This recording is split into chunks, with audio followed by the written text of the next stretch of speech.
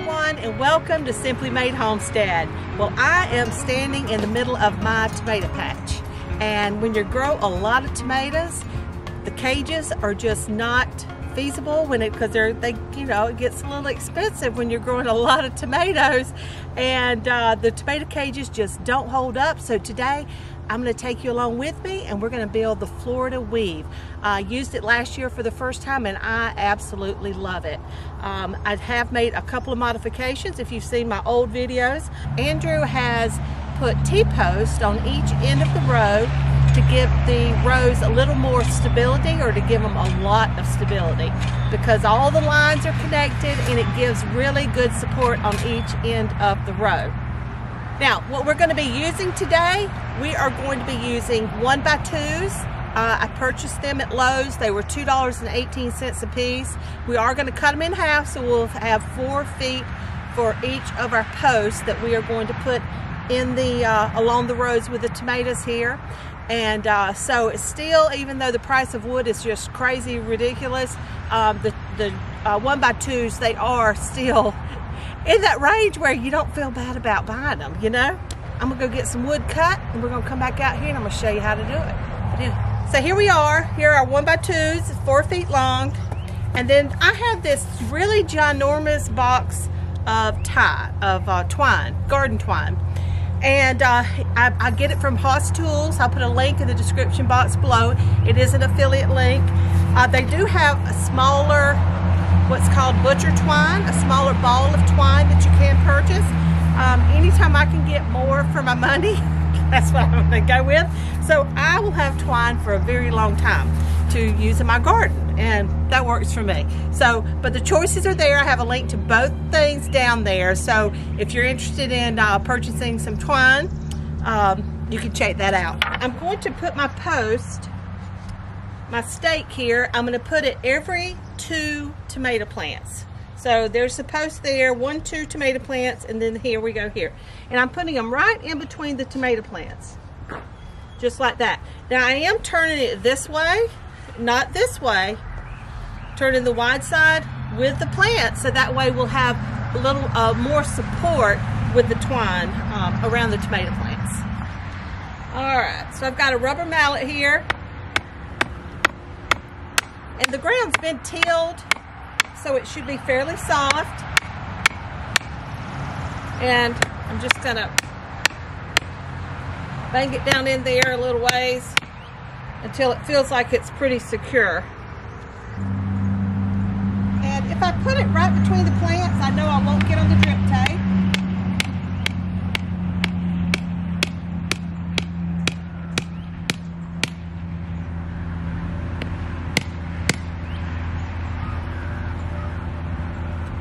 Two more plants over, and off we go.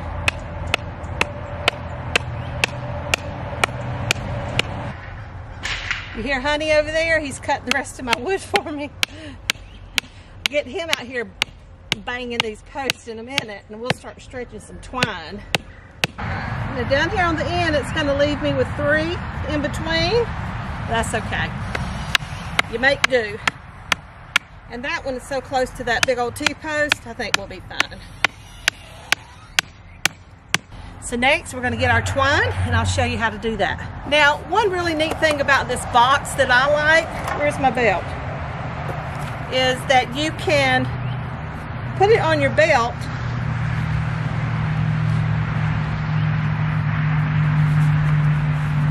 and that way your hands are free, and to be able to pull the twine nice and tight. Last year I used the spool, and my twine wasn't as tight as I would have liked. It's like heavy, heavy thing of twine. Oh Lordy, let me go. All right, now down here on the T-post, I've tied it off, wrapped it around there 2 or 3 times, and then just tied it in a good knot right there, nice firm knot. And then we're just gonna weave it. We're gonna go around one side of the tomato plant and then the other. And we're gonna weave in and out of the tomato plants. And then when we get down here,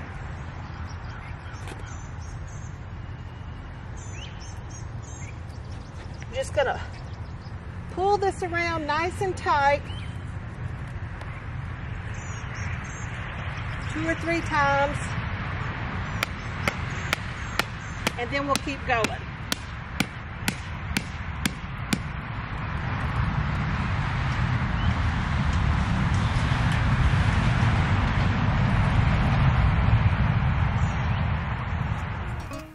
Alright guys, I don't know what happened to my sound here on this, but I'm going to have to talk you through it. But once you get down to the end there, you'll just wrap your string around that T-post about 3 times to make it sure it's really nice and snug. And then you'll just head back in the other direction and you'll go on the opposite side of your tomato plant from where you went before. You get to your stake. Once again, you'll wrap it 2 or 3 times and continue on, weaving on the opposite side of the tomato plants, which gives them really a nice support system as they grow. Now, stringing this first line nice and low to the ground like this, it does take more effort. You're up and down a lot. You know, you're just getting started. You want your string nice and tight. And it is a little more of an effort, but once you get past this first line, guys, when you get to your second, third, or even fourth row of support, it's so much easier and much quicker.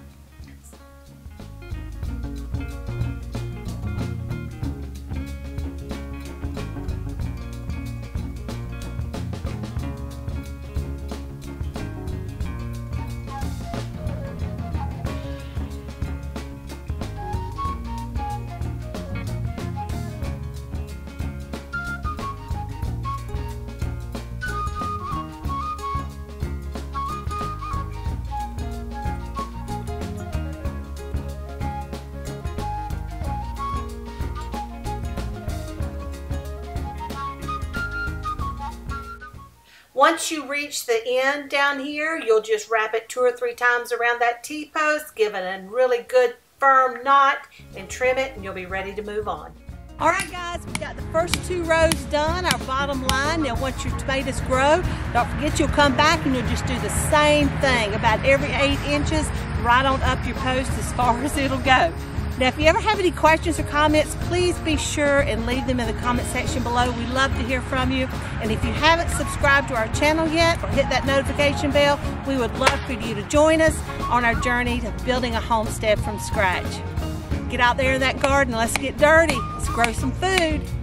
Until next time, take care and God bless.